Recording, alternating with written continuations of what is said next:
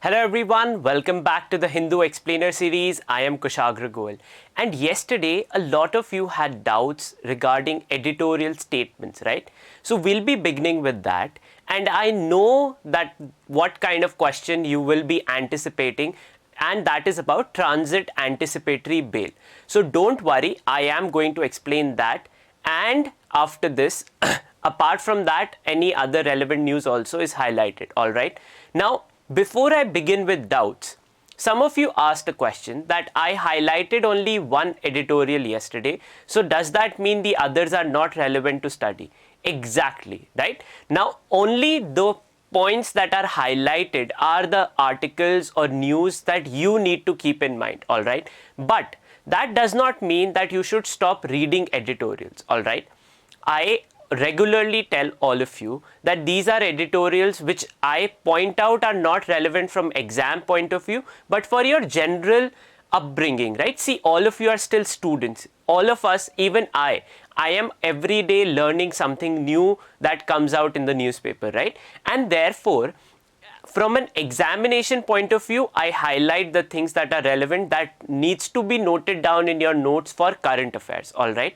Apart from that, we discuss all the editorials, right? I explain you what is relevant, and I also tell you what you should definitely give it a shot at reading for your general understanding, right? So therefore, it is paramount, one, that you make notes from the editorials that are highlighted. Apart from that, you do read whatever is there, which I tell you is generally relevant for you to understand, right? See, the more you read, the more aware you are, all right? But from an examination point of view, it's different. See, exam and life are two separate things, all right? And at this point of time, the exam is of the highest priority for you because it helps you get a better upstart in your life, right? So therefore, the series is to tell you to cut down on your time. So only highlighted editorials have news relevant for your current affairs preparation, all right, for your general knowledge preparation section. On that note, I will begin with the doubts. So one statement a lot of you had doubt with: freedom of speech is not seen as an antithesis of the state, but one of its key facilitators, right? So what are the terms that you need to understand before you understand the entire statement? Freedom of speech. Freedom of speech is part of your Article 19, the right to criticize the government, the right to express your mind, right? So the right to criticize the state's actions, that the state is doing something wrong or the state is doing something right, all right? To express that now should not be seen as an antithesis. Antithesis, that is enemy, all right? That is something that in contradiction, that they are not against each other, all right?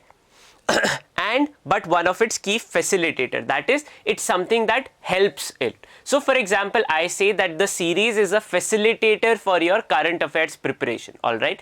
And at the same time, I will say social media is an antithesis for your preparation for CLAT 2021. So social media is something that is detrimental to your preparation. However, the series is something that is a facilitator, all right? Now, the statement is freedom of speech is not an antithesis to national security, but a key facilitator. How does that happen? That only when we highlight what are the problems of the state, what is problematic with the state, the actions, therefore only then our national security gets strengthened, right? So only when, for example, people reported in Galwan and in Ladakh region that see Chinese are intruding. Recently, 2 weeks ago also, we read articles about how tourists had gone to a certain place. They recorded Chinese soldiers moving around. So they informed the army there, right? And then army asked those people to stay put throughout 6-7 hours while they are reaching that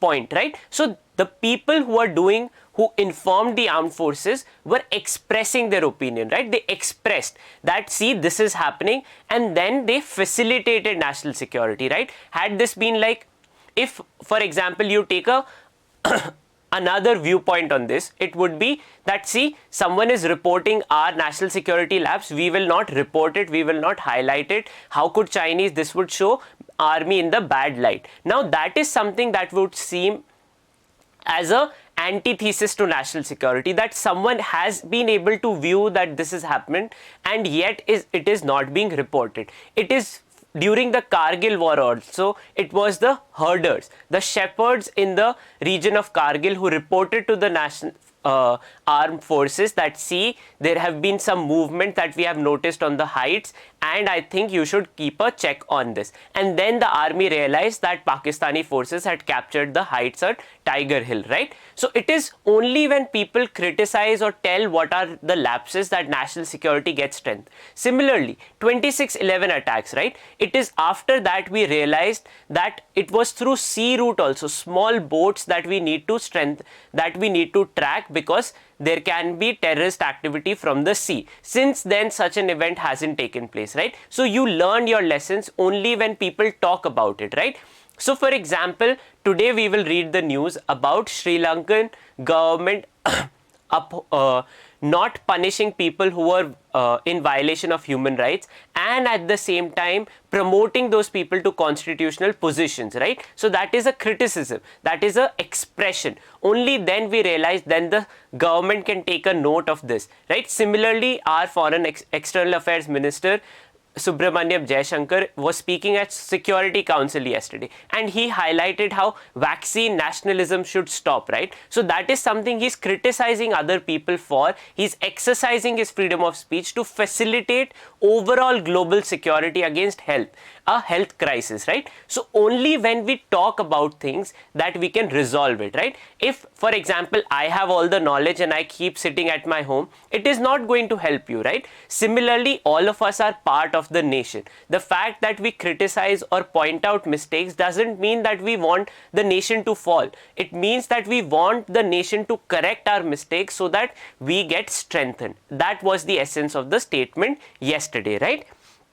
Then another question about Nepal constitutional crisis, is it relevant? Definitely yes, we have discussed the Nepal constitutional crisis, and whatever is relevant, that is something we have covered, and the fact that we covered it means that it is relevant, all right? Then about explain budgetary transfers. What are budgetary transfers? So for example, the budget this year is allocating 35,000 crores for vaccines, right? The government is using our taxpayer money to provide vaccines for free. That is a transfer in the budget, all right? Those kinds of assistance, money that comes from the government, not from your own pocket. So let's say I could buy a COVID vaccine, but I am not buying it, but the government is transferring me money for it. Similarly, your LPG subsidy, right, that gets transferred in your bank account. PM Kisan scheme, 6,000 rupees bank account. That is a budgetary transfer. That is money of the government that is being transferred. That is what budgetary transfers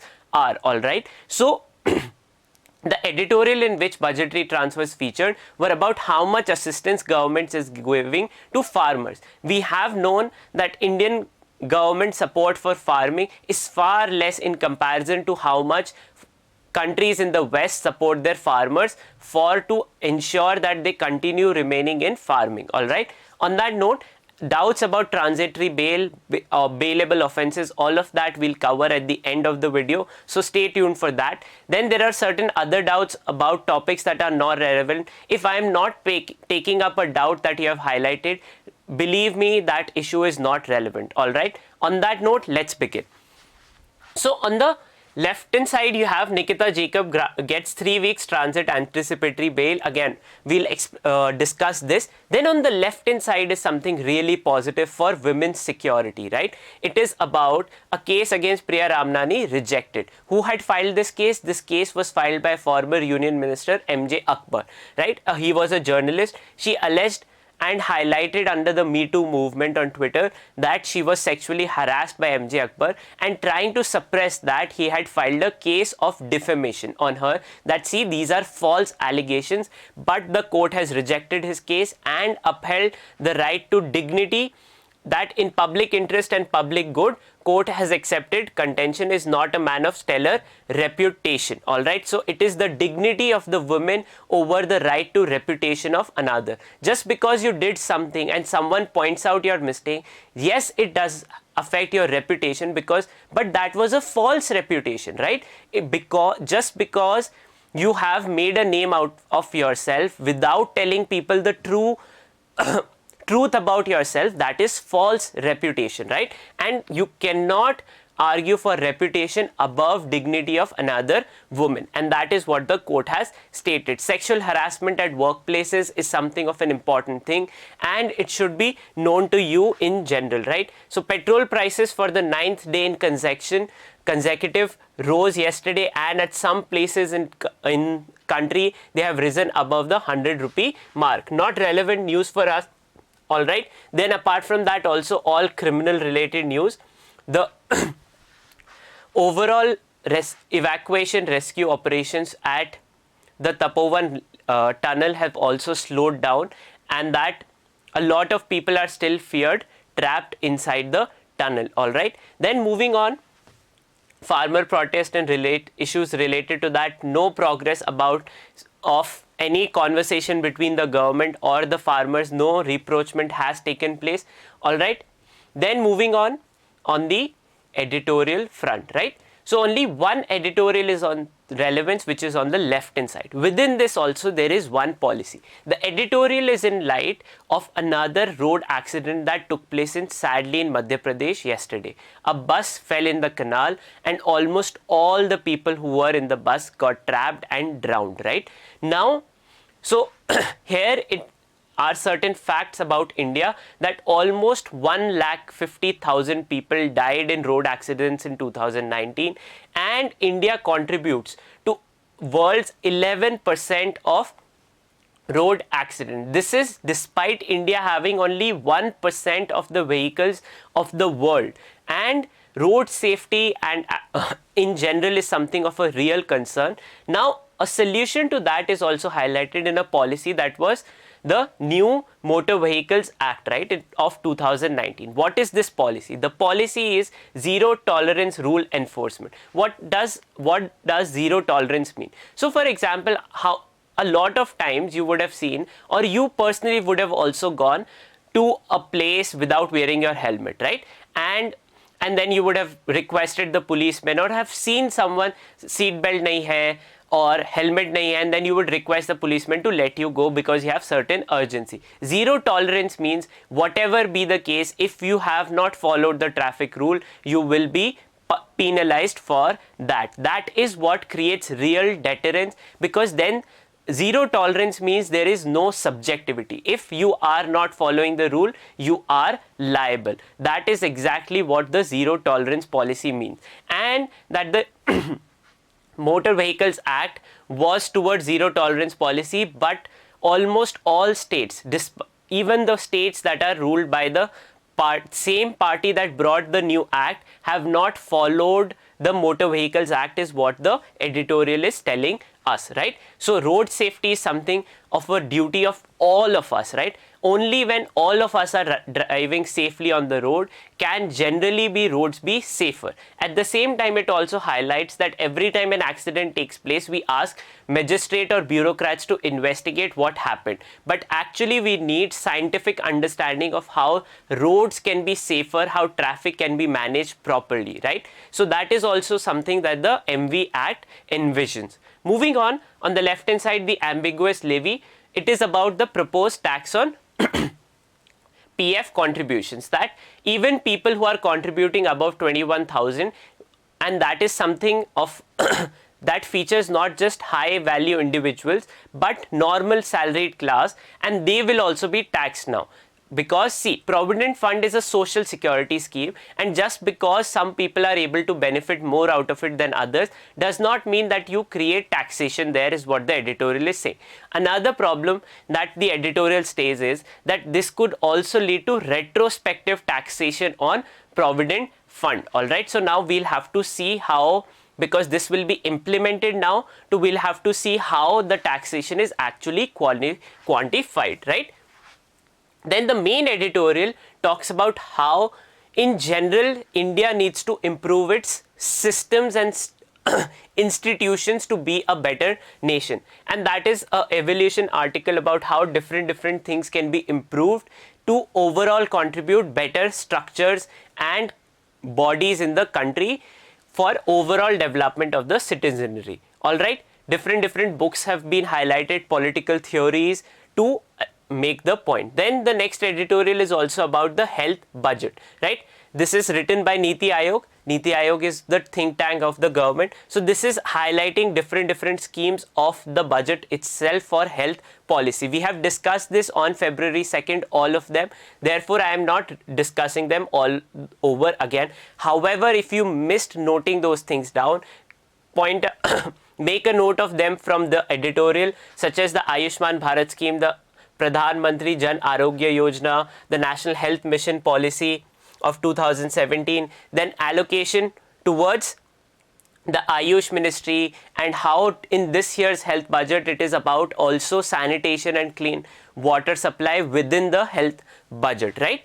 Then moving on the op-ed page, the left hand side is talking about how our COVID strategy should not be about elimination, but overall towards how we will be able to better equip ourselves against pandemics.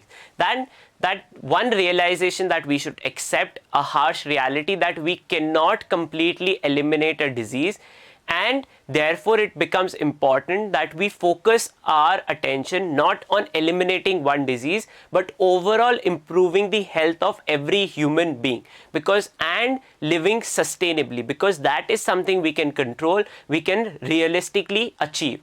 Because if we keep on focusing on elimination, our attention will be diverted, plus it will also benefit rich over poor, because rich will be able to have their own sophisticated areas or protected areas which are restricted only to people who can access certain kinds of facilities, right? So therefore it is important that we redefine the exit plan for COVID-19, right? Then on the left hand side, money versus happiness. This is an economic analysis, social analysis of how after reaching a certain level of money or income level, happiness does not come from money, but it comes from overall societal well-being. All right. So it's an analysis of this through different statistical numbers. All right.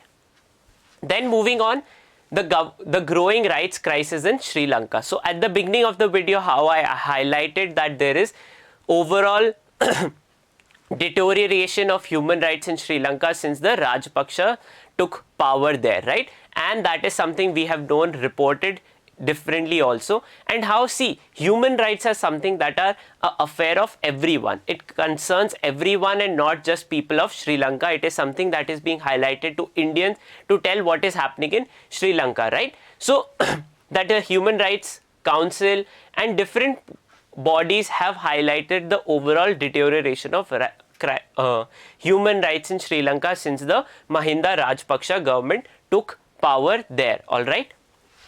Then the data point highlights how we are on an overall recovery in economy since the April 2020 lockdown, right? So different data points highlighting the recovery is not positive in the sense, but we will overall reach the level of 2019 soon, right? That is something that the RBI has also predicted. Then moving on the other national news, nothing of real note for us to highlight, and right.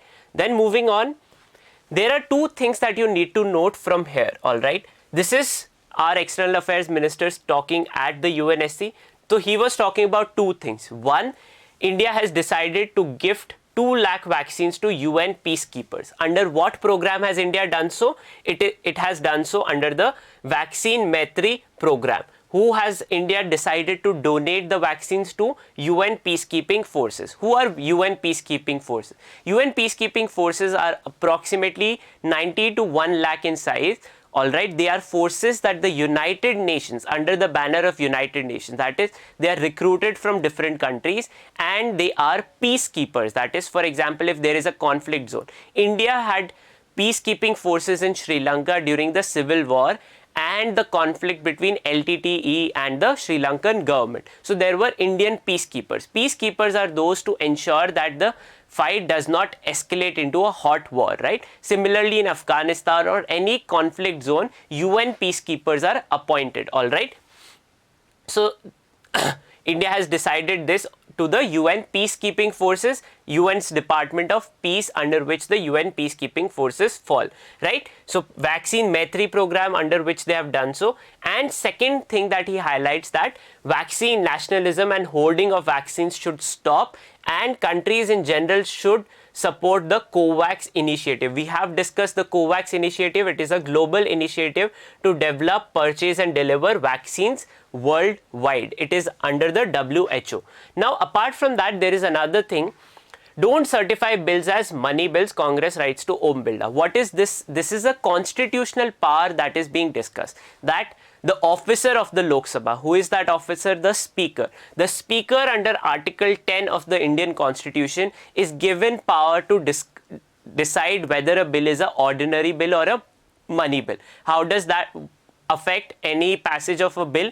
If a bill is described as a money bill, the Rajya Sabha can only discuss the bill for 14 days and then has to return it again. It cannot suggest amendments or vote upon it, and only the Lok Sabha then has exclusive right. Alright, so we'll have to see how they are described, the number of bills that will be coming in the budget session.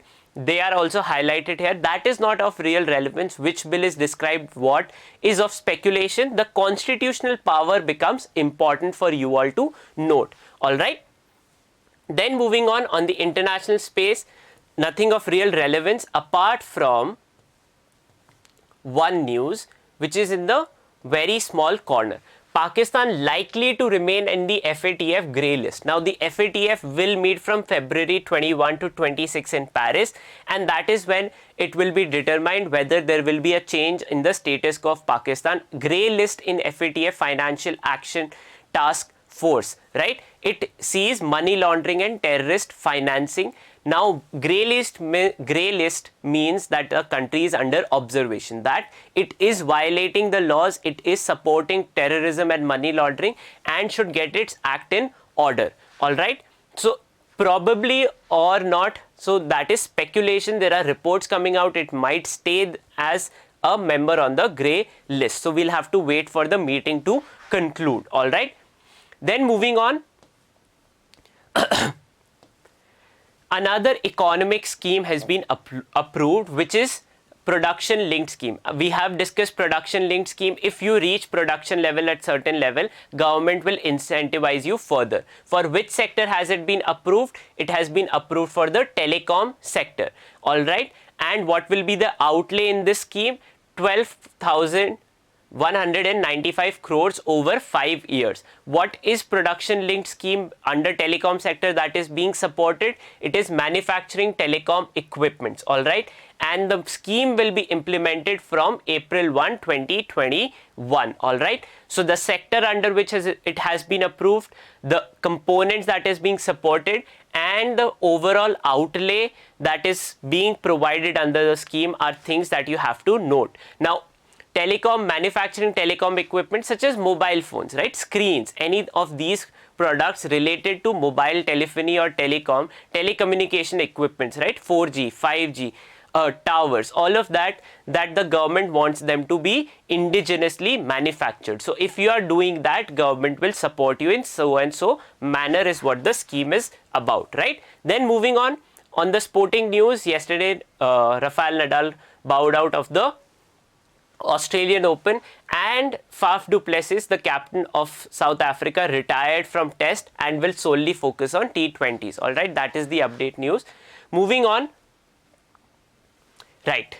So, transit anticipatory arrest. Right. Now we know we have discussed anticipatory bail. I'll give you a brief recap.